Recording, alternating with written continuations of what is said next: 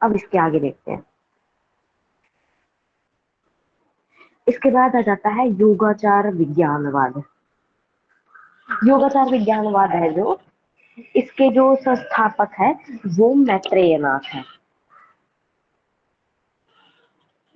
ठीक है, तो मैत्रेय नाथ ने सबसे पहले जो बुक लिखी थी वो है अभिसमयालंकार। उम, इसके बाद मैत्रेय नाथ के शिष्य हुए असंग। ये लोग ना, असंग वगैरह ना, थे आपस में। असंग, वसुबंधु, और एक लोग का नाम मुझे याद नहीं आ रहा है, बाद में बता देंगे उसको हम देख के। ठीक है, तो ये जो असंग थे ना, इनकी कुछ बुक्स हैं, पहले उनको देख लेते हैं। पहले ना, ये इन दोनों में से शायद, पहले ना वसुबंधु शायद विज्ञानवादी नहीं थे, है ना। बाद में स्वीकार किया उन्होंने असंग को देख के विज्ञानवाद को। चलो बाद में बता देंगे, जो चीजें है ना मिस हो रही हैं उनको देख के बता दिया जाएगा। अभी के लिए जो आ रहा है उसको देखा जाए। तो संस्थापक हो गए मैत्रेय नाथ। अभी समय अलंकार लिखा इन्होंने योगाचार विज्ञानवाद की स्थापना के लिए। असंग के आए इनके बाद मैत्रेय नाथ के बाद, ये शिष्य थे मैत्रेय नाथ के। इन्होंने बुक्स लिखी हैं जो, उनमें से तीन इंपॉर्टेंट बुक्स हैं। एक है अभिधर्म संग्रह, दूसरी है महायान सूत्रालंकार, तीसरी बुक है योगाचार भूमि शास्त्र। और भी बुक्स है, बट ये तीन इंपॉर्टेंट है। 6 बुक्स है इनकी टोटल, जिनमें से ये तीन इंपॉर्टेंट है पेपर के पॉइंट ऑफ व्यू से। और योगाचार भूमि शास्त्र अपने पेपर में पूछी भी गई है। इसके बाद वसुबंधु आ जाते हैं। वसुबंधु लिखते हैं, ये अनुज थे ना असंग के, मतलब भाई थे इनके। इन्होंने लिखी है बुक त्रिस्वभाव निर्देश। त्रिस्वभाव निर्देश, इसके बाद विज्ञप्ति मात्रता सिद्धि लिखी है इन्होंने। अब और विज्ञप्ति मात्रता सिद्धि के दो भाग बताए हैं, एक विंशतिका और एक त्रिशिका। फिर इसके बाद जो नाम आता है वसुबंधु के बाद, दिगनाग का नाम आता है। दिगनाग की 6 बुक्स हैं जो इम्पोर्टेंट है, पहले जान लो। ये प्रमाण समुच्चय सबसे फेमस बुक है इनकी।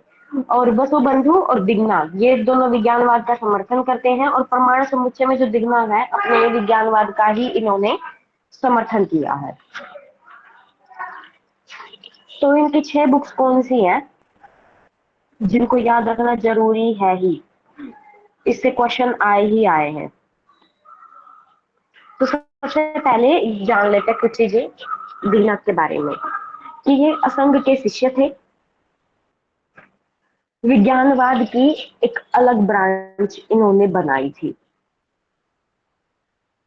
जिसको माध्यमिक शून्यवाद बोलते हैं ना, उससे अलग इन्होंने ब्रांच बनाई विज्ञानवाद, योगाचार विज्ञानवाद, है ना। पहले इसीलिए कहा जाता है कि दिगनाग जो पहले हैं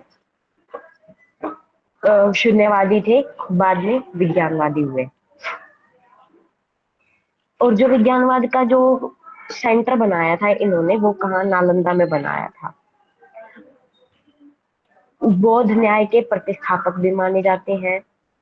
इनको वादी वृषभ की उपाधि दी जाती है। ये शास्त्रार्थ में इतने माहिर थे, है ना, मतलब बहुत सारी बुक्स लिख दी इन्होंने, इसीलिए इनको ये उपाधि दी गई वादी वृषभ की। अब इनकी 6 बुक्स है जो इम्पोर्टेंट है। पहला है न्याय प्रवेश, दूसरा आलंबन परीक्षा। वृत्ति पढ़ता है ना हम लोग न्याय में, न्याय दर्शन में वृत्तियां पढ़ी होंगी हम लोगों ने। कुछ ग्रंथ होते हैं उसके लक्षण होते हैं, है ना, और कुछ वृत्ति होती है, लक्षणा और वृत्ति, है ना, देखा होगा। लक्षणा 3 है, जहत अजहत जहत अजहत। और वृत्ति है जैसे व्याकरण, उपमान, कोश, आप्त वाक्य, वृद्ध व्यवहार, वाक्य शेष, ज्ञात पद की समीपता, ये चीजें। तो आलंबन परीक्षा करी इन्होंने, और वृत्ति का भी वर्णन किया उसमें। फिर इन्होंने प्रमाण समुच्चय, इसके बाद प्रमाण समुच्चय वृत्ति, हेतु चक्र डमरू और प्रमाण शास्त्र न्याय द्वार, ये 6 बुक लिखी दिग्नाथ ने। दिग्नाथ के बाद किसका नाम इंपॉर्टेंट है? रुको, ये फाइल भेज रखी है मैंने, ग्रुप में नहीं भेजा है ना मैंने, या फिर कौन सी, न्याय वाली? न्याय वाली नहीं, बौद्ध वाली तो सारी भेज दी है ना शायद। हम्म। तो पहले यही देख लेते हैं। ये हो गए, दिग्नाथ हो गए। अब इसके बाद बहुत बार ना धर्म कीर्ति, है ना, इनका भी नाम आ जाता है विज्ञानवाद में। धर्म कीर्ति के बारे में ज्यादा नहीं पूछा गया है अपने पेपर में, बस इतना जान लो। इन्होंने लिखा है न्याय वार्तिक, प्रमाण वार्तिक, न्याय बिंदु, हेतु बिंदु, ये सब चीजें। संबंध परीक्षा लिखना है किसी को तो लिख सकते हैं धर्म कीर्ति के बारे में।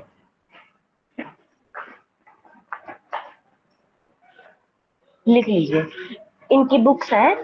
दिग्ना के बाद दूसरे इंपॉर्टेंट यही हुए थे, और इसकी ये विशेषता रही है कि मतलब बौद्ध न्याय के प्रतिष्ठापक माने जाते हैं दिग्ना, और इन्होंने ही, धर्म कीर्ति ने इसी बौद्ध न्याय को आगे बढ़ाया जो दिग्ना ने स्थापित किया था।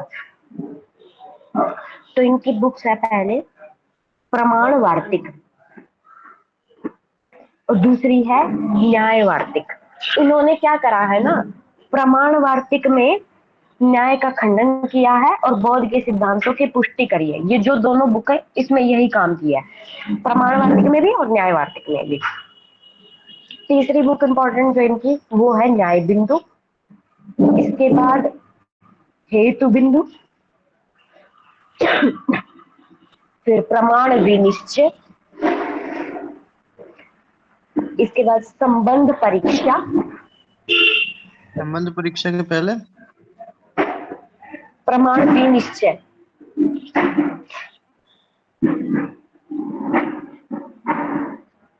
इसके बाद समानांतर सिद्धि,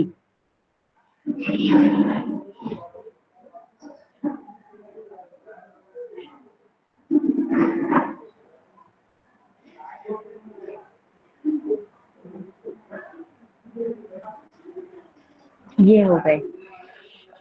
अब आ जाते हैं हम लोग माध्यमिक शून्यवाद पे।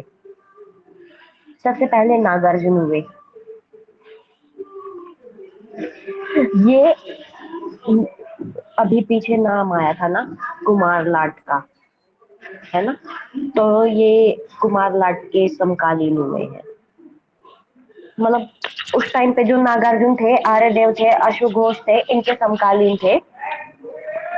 और इन चारों को मिला के, अश्वघोष, नागार्जुन, आर्यदेव और कुमार लाट, इन चारों को मिला के 4 सूर्यों का नाम दिया गया। और ये किसने दिया नाम? शुआंग ने नाम दिया था। दोबारा रिपीट कर दे रहे हैं, शुआंग थे, इन्होंने 4 सूर्यों का नाम दिया। किसको? अश्वघोष, नागार्जुन, आर्यदेव और कुमार लाट।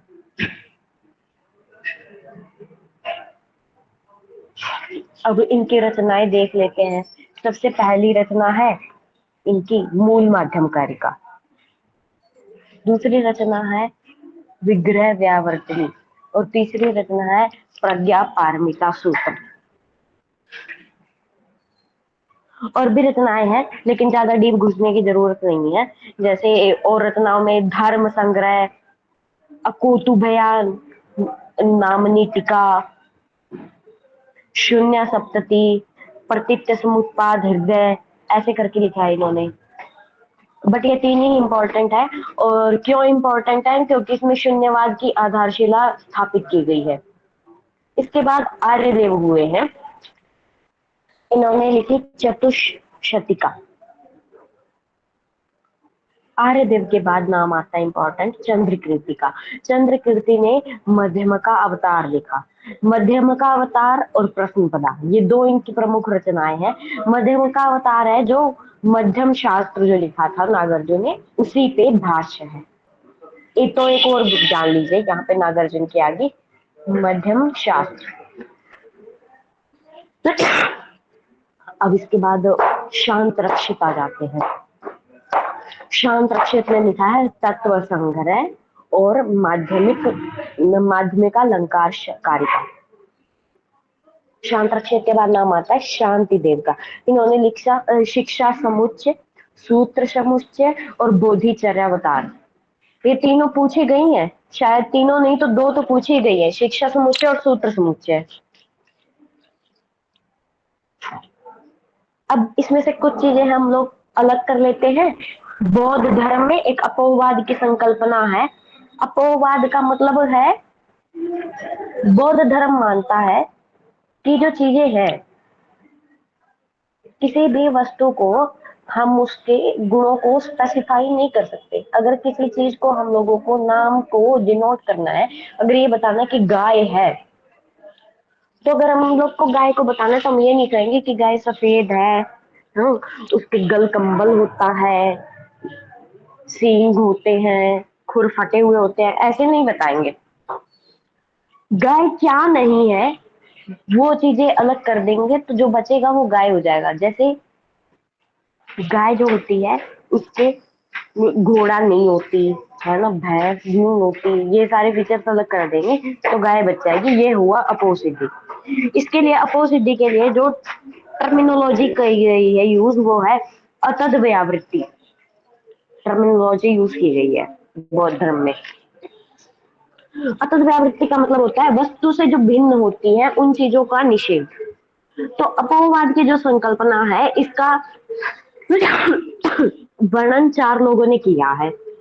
सबसे पहले दिग्नाग प्रमाण समुच्चय में अपोवाद को स्थापित करते हैं। इसके बाद धर्मकृति, इसको ही और आगे बताते हैं, प्रमाण वार्तिक लिखते हैं धर्मकीर्ति अपोवाद को एक्सप्लेन करते हुए। शांत रक्षित ने तत्व संग्रह और रत्नकीर्ति ने अपोह सिद्धि लिखा। तो यहां तक हो गया, आगे चले।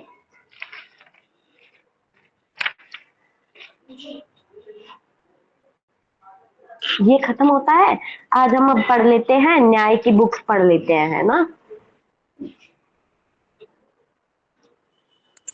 आवाज मुझे नहीं आ रही है बहुत क्या मेरी? हाँ, मुझे बहुत मिली नहीं ग्रुप में। क्या क्या क्या? वो कल जो बुक लिखवाई थी ना 2 पेज की PDF, वो नहीं मिली मेरे हाँ को। हाँ, नहीं मिला। नहीं, ग्रुप मिला मेरे को। सेंड की थी उसके बाद हम्म, आवाज आपने कट रही सेंड है की थी आपकी। ग्रुप में। हाँ, वो ना ब्लर उसके आया था बाद तो वो मैंने डिलीट कर PDF दिया था और फिर रीसेंड किया था। रुको मैं आपको दिखा देती हूँ ना।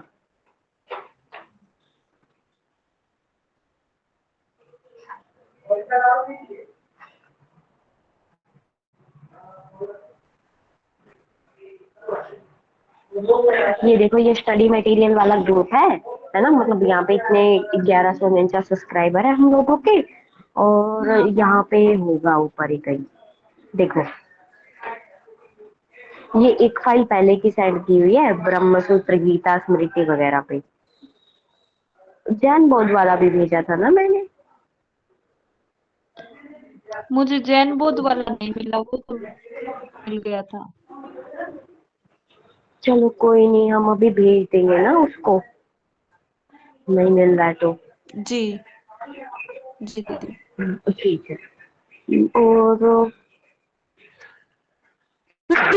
बाद में भेज देंगे। हम पहले अभी पढ़ लेते हैं हम लोग न्याय के बारे में। तो न्याय का पार्टीशन करने के लिए हम लोग न्याय को पढ़ने के लिए तीन वे में पढ़ते हैं। न्याय की बुक को पढ़ना है तो तीन पार्ट में पढ़ो। पहला, प्राचीन न्यायिकों को पढ़ो। दूसरा, नवे न्यायिकों को पढ़ो। और इसके बाद कुछ प्रकरण ग्रंथों को पढ़ो। प्रकरण ग्रंथ ऐसे ग्रंथ हैं जिनमें कुछ पार्ट पे लिखा गया है। अब इन पार्ट पे लिखते हुए भी कुछ ये चीजें हैं कि कहीं पे न्याय दर्शन से समानता है और कहीं पे वैशेषिक दर्शन से, है ना। तो न्याय वैशेषिक की जो कॉमन चीजें हैं उनको उठा के प्रकरण ग्रंथों में लिखा गया है।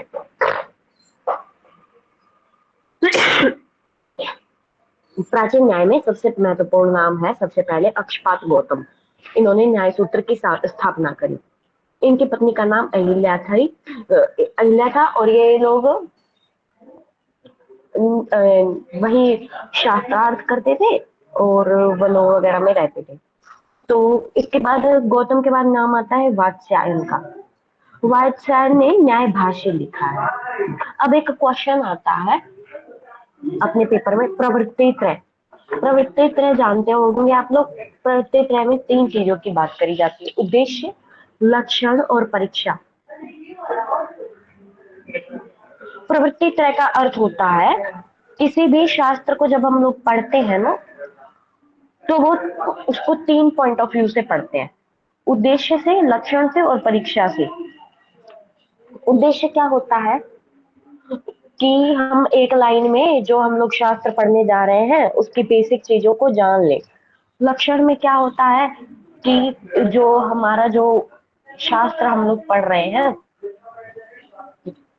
उसके क्या लक्षण है, उसकी व्याप्ति कितनी है, व्याप्ति को चेक किया जाता है। तो और व्याप्ति के कुछ दोष बताए हैं इन्होंने, वात्स्यायन ने 3 तरह के दोष की बात करी है, अव्याप्ति, असंभव व्याप्ति और अति व्याप्ति। और परीक्षा में बताते हैं कि कोई भी शास्त्र पढ़ रहे हैं तो उस शास्त्र को सब पढ़ लेने के बाद उसकी परीक्षा भी अनिवार्य है। परीक्षा इन द सेंस हम ये नहीं है कि एक शास्त्र पढ़ लिया और समझ लिया कि यही संपूर्ण शास्त्र है, यही संपूर्ण विधा है। बाकी जो शास्त्र होते हैं उनका भी अध्ययन जरूरी है और कंपेरिजन जरूरी है। आपने हाँ, व्याप्ति के 3 प्रकार के बताए हैं, अव्याप्ति, असंभव व्याप्ति, तीसरा कौन सा है? अति व्याप्ति। ओके।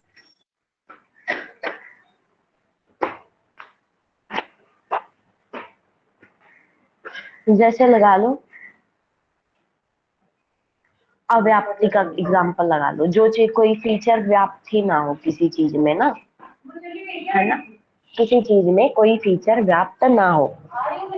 जैसे लगा लो सभी ज्ञात पदार्थ अग्निमान है, जलाशय ज्ञात पदार्थ है इसलिए जलाशय अग्निवान है। तो जलाशय में अग्नि पॉसिबल है तो ये हो गया अव्याप्ति। असंभव व्याप्ति का एक एग्जांपल लगा लो, सभी गाय चितकबरी होती है। अब गाय देखने लगोगे, सारी गाय चितकबरी होती है, जरूरी नहीं है ना, ये हो गया असंभव व्याप्ति। अति व्याप्ति, गाय के खुर फटे हुए होते हैं, तो ओनली गाय के खुर फटे हुए होते हैं कि भैंस के भी, है ना, फटे हुए खुर दिखाई देते हैं। मतलब जिस भी पशु के 2 सींग होंगे उनके खुर फटे हुए होंगे, ये हो गया अति व्याप्ति।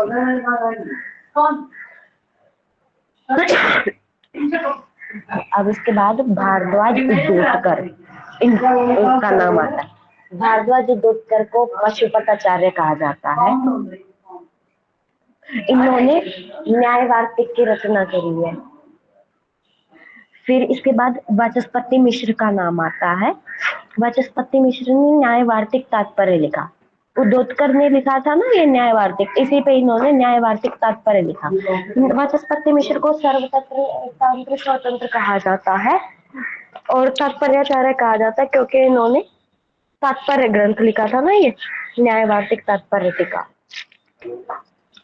अच्छा, सर्वतंत्र स्वतंत्र क्यों कहा जाता है?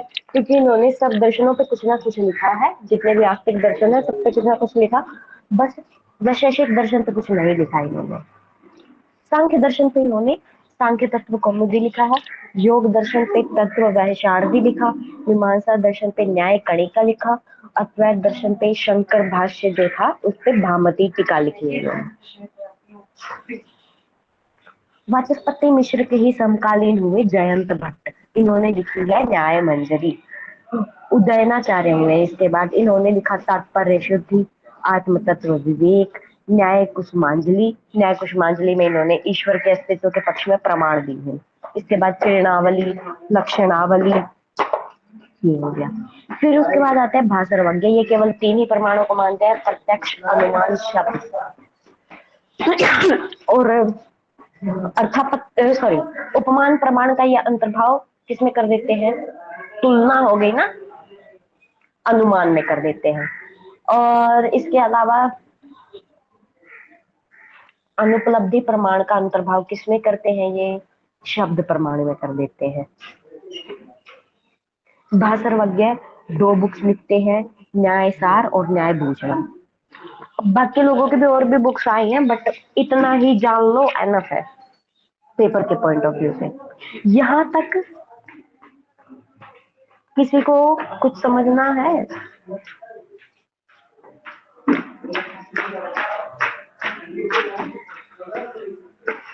हेलो,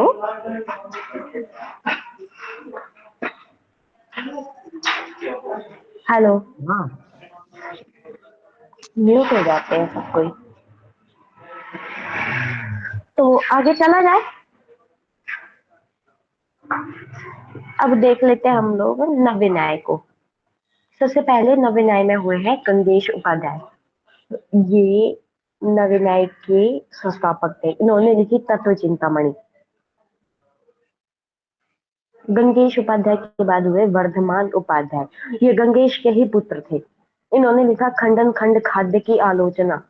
श्रीधर लिखते हैं ना खंडन खंड खाद्य प्रकाश, उसी की आलोचना करी है इन्होंने, खंडन खंड खाद्य की। सॉरी, उल्टा बता दिए हम। श्रीधर ने लिखा है खंडन खंड खाद्य, और श्रीधर की आलोचना करी है इन्होंने खंडन खंड खाद्य प्रकाश लिखकर। इसके बाद पक्षधर मिश्र आते थे। इनका मुख्य नाम जयदेव था। ये किसी को भी पकड़ लेते थे तो उसको बैठ के पक्ष समझाते थे, मतलब किसी भी पॉइंट को पकड़ लेते थे तो तब तक समझाते रहते थे जब तक किसी को समझ ना आ जाए। इसके बाद नाम आता है वासुदेव मिश्र का। ये पक्षधर मिश्र के शिष्य और भतीजे थे। इन्होंने न्याय सिद्धांत सार लिखा।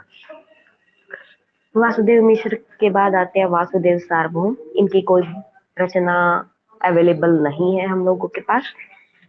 वासुदेव सार्वभौम के बाद रघुनाथ शिरोमणि आते हैं। नव्य न्याय में गंगेश उपाध्याय के बाद जो दूसरे महत्वपूर्ण आचार्य हुए हैं वो हुए हैं रघुनाथ शिरोमणि। और ये जितने भी पॉइंट हम लोगों ने स्काई ब्लू मार्क करे हुए हैं ना, ये पेपर में पूछे गए हैं। तो जो रघुनाथ शिरोमणि थे ये पक्षधर और वासुदेव के शिष्य थे। इन्होंने पदार्थ तत्व निरूपणम, बोध धिक्कार शिरोमणि, तत्व चिंतामणि दधीची, ये बुक्स लिखी। इसके बाद मथुरानाथ तर्कवागीश, जगदीश तर्कालंकार, गदाधर भट्टाचार्य, ये लोग प्रमुख हुए। गदाधर भट्टाचार्य ने परमाणु का कॉन्सेप्ट दिया, शक्तिवाद का कॉन्सेप्ट दिया, और इनकी मृत्यु भी ये कहते हुए परमाणु परमाणु परमाणु। अगर कहा जाए इनसे क्या इंपॉर्टेंट था तो हर चीज में कह देते परमाणु इंपॉर्टेंट है, शक्ति को इंपॉर्टेंट मानते थे। इसलिए ये रघुनाथ शिरोमणि परंपरा के संबंधित 3 लोग थे, मथुरानाथ तर्कवागीश, जगदीश तर्कालंकार और गदाधर भट्टाचार्य। इसलिए इनको दध्युत्तर त्रिक भी कहा जाता है। तो ये खत्म होते हैं नव्य न्याय। कुछ वैशेषिक की बुक्स जान लेते हैं पहले, फिर हम न्याय वैशेषिक का एकीकरण जानने का कोशिश करेंगे कि कौन कौन सी बुक्स हैं जो न्याय वैशेषिक में कॉमन है या फिर प्रकरण ग्रंथ के रूप में है। सबसे पहले जो वैशेषिक दर्शन के संस्थापक थे महर्षि कणाद, उन्होंने वैशेषिक सूत्र लिखा। वैशेषिक सूत्र पर अब प्रशस्त पाद ने पदार्थ धर्म संग्रह लिखा। इसके बाद उदयनाचार्य आए। उदयनाचार्य ने किरणावली लिखी। श्रीधराचार्य ने न्याय कंदली लिखी। जो न्याय कंदली है श्रीधराचार्य की, ये प्रशस्त पाद का जो पदार्थ धर्म संग्रह है इसी पर टिका है। बस इतने ही इंपॉर्टेंट है वैशेषिक दर्शन में, तीन ही लोग। अब जिनका नाम आएगा वो सब न्याय वैशेषिक दर्शन के एकीकरण से संबंधित है। सबसे पहले जो नाम आता है इनमें न्याय वैशेषिक एकीकरण में, केशव मिश्र का नाम आता है। केशव मिश्र ने तर्क भाषा को लिखा। शिवादित्य ने सप्त पदार्थ लिखा। सप्त पदार्थ की बात की गई है ना वैशेषिक दर्शन में, तो उसी के बारे में लिखा है इन्होंने। न्याय भी उनको एक्सेप्ट करता है, इसीलिए एकीकरण की बात करी गई। अन्नम भट्ट ने तर्क संग्रह लिखा है। विश्वनाथ ने वह भाषा परिच्छेद लिखा है। इसको कई बार भाषा परिच्छेद भी बोल देते हैं सीधे सीधे। इसके बाद लोंगाक्षी भास्कर है, उन्होंने तर्क कौमुदी लिखा। विश्वनाथ पंचानन, फिर से नाम आ गया इनका, इन्होंने भाषा परिच्छेद लिखा। ये न्याय सिद्धांत मुक्तावली लिखी थी ना विश्वनाथ पंचानन, पीछे नाम आया था न्याय दर्शन में, उसी पर टिका है वह भाषा परिच्छेद। शिवादित्य ने, फिर से नाम आया, सप्त पदार्थी लिखा। वल्लभाचार्य ने न्याय लीलावती लिखा। ये पीवाईक्यू में क्वेश्चन आया हुआ है, न्याय लीलावती। शंकर मिश्र की उपस्कर है, ये भी क्वेश्चन आया हुआ है। जय नारायण ने विवृत्ति लिखा। जगदीश ने तर्कामृत लिखा। ये क्वेश्चन कहीं ना कहीं आरपीएससी या सेट में पूछे गए। वरदराज मिश्र ने तार्किक रक्षा लिखा और अन्नम भट्ट ने तर्क संग्रह। कुछ चीजें रिपीट हुई है, उनको मार्क्ड कर लेना क्योंकि वो इम्पोर्टेंट है। यहाँ पे अपना न्याय वैशेषिक, बौद्ध, जैन, चारवाक और उपनिषद खत्म हो गया। इतना ही रखें क्या, क्योंकि फिर ज्यादा हो जाएगा। जैसे आप लोग कहिए, याद अभी कोई भले ही ना करे लेकिन बाद के लिए रखो, मतलब धीरे धीरे इसको याद करो और अभी के लिए एक एक बार देखते हुए चले।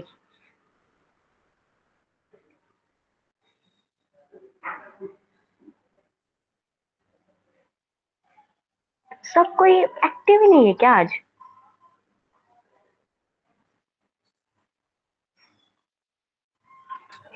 ये न्याय सूत्र के कॉन्सेप्ट को और ब्रीफली एक्सप्लेन करने के लिए न्याय सूत्र पर टीका लिख दी। न्याय भाष्य, टीका या भाष्य बोल देती दिया जाता है। वात्स्यायन ने न्याय भाष्य लिखा। अब न्याय के विरोध में दिग्नागाय और इन्होंने परमाणु समुच्चय लिखा। परमाणु समुच्चय का खंडन करने के लिए उद्योतकर राय न्याय दर्शन से संबंधित थे, इन्होंने न्याय वार्तिक लिखा और दिग्नाग की आलोचना करी। उद्योतकर के बाद वाचस्पति मिश्रा आए, इन्होंने बोला उद्योतकर ने अभी ठीक से नहीं खंडन किया है, न्याय वार्तिक तात्पर्य टीका लिख के और खंडन कर दिया इन्होंने बौद्ध धर्म का। अब फिर धर्म कीर्ति आए, इन्होंने न्याय बिंदु लिखा और फिर धर्मोत्तर आए, इन्होंने न्याय बिंदु टीका लिखा। यहाँ पे बहुत बार धर्म कीर्ति में न्याय बिंदु के साथ साथ प्रमाण वार्तिक और न्याय वार्तिक का भी नाम लिख दिया जाता है, क्योंकि इसमें न्यायिकों का खंडन भी किया है इन्होंने। तो तीन बुक्स का नाम लिख लेना, यहाँ पे न्याय बिंदु लिखा है ओनली, प्रमाण वार्तिक और न्याय वार्तिक। तो ये खंडन मंडन का कॉन्सेप्ट चला है। बेसिक काफी चीजें क्लियर हो गई होंगी अगर इतना कोई देख ले तो चला जाए अब।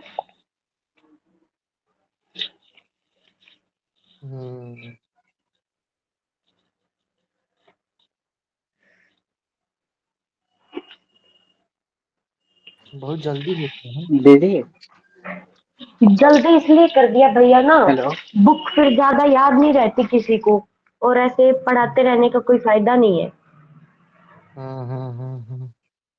हाँ बताओ आप। जैसे अभी न्याय दर्शन का हुआ था, न्याय हाँ सूत्र न्याय ग्रंथ सारा जो हुआ था, वैसे ही सारा दर्शन का होगा। सब दर्शन का है ना, और मेरे पास लिखा हुआ है, लेके करोगे क्या? रुको हम दिखा ही दे आपको, मानोगे नहीं आप। नहीं दीदी, वो बोले क्या एक बार देख लेते तो एक झलक ले लेते। ये देखो, अभी नहीं, धीरे धीरे। नहीं आप देख लो, मतलब ऐसे पढ़ने का लेकिन कोई फायदा नहीं है। दिख रहा है आपको स्क्रीन पे? ये सब चीजें मैंने लिखी हुई है, बहुत डिटेलिंग कर रखी है। आप हाँ जितने हाँ। डिटेल में घुसोगे बहुत डिटेलिंग है। खत्म नहीं हो पाएगा ना फिर ऐसे। अभी वो चीजें लेके चलो जो एग्जाम पॉइंट ऑफ व्यू से इम्पोर्टेंट है, बस। हाँ हाँ।